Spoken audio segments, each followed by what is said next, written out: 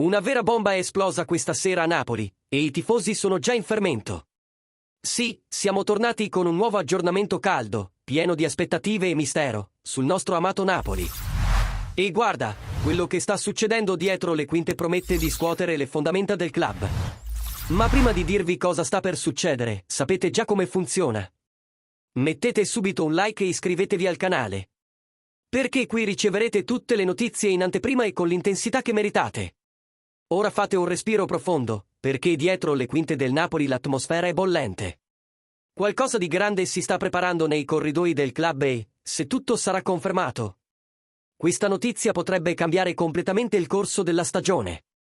Allacciate le cinture, perché quello che sta per arrivare promette di scuotere tutto il panorama calcistico italiano.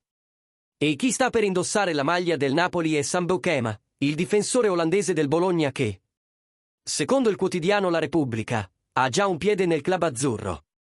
La trattativa è praticamente conclusa. Il giocatore non si presenterà al ritiro del Bologna questo fine settimana.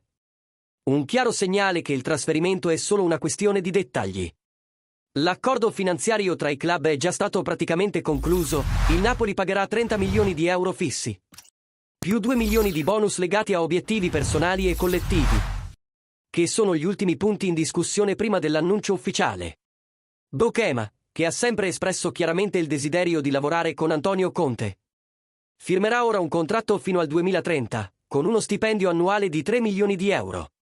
Un'operazione che conferma l'ambizione del Napoli di formare una rosa forte e competitiva per disputare i 4 fronti della prossima stagione.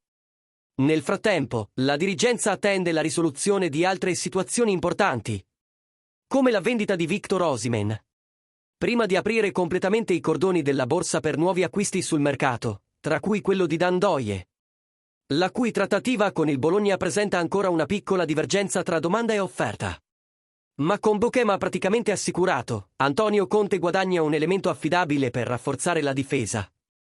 Un giocatore con una lettura di gioco acuta, forte nell'1 contro 1 e tatticamente disciplinato.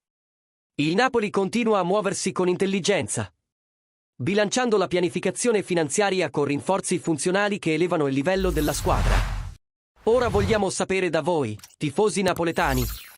Sam Bokema è il difensore giusto per guidare la nostra difesa al fianco di Ramani o Juan Jesus? L'investimento vale i 32 milioni totali? Scrivete qui nei commenti cosa ne pensate di questo acquisto. E, naturalmente, se ti è piaciuto ricevere questa notizia in anteprima con tutti i retroscena, lascia un super grazie e rafforza il nostro canale per continuare a portare tutto direttamente dal cuore del calcio. Alla prossima, e forza Napoli!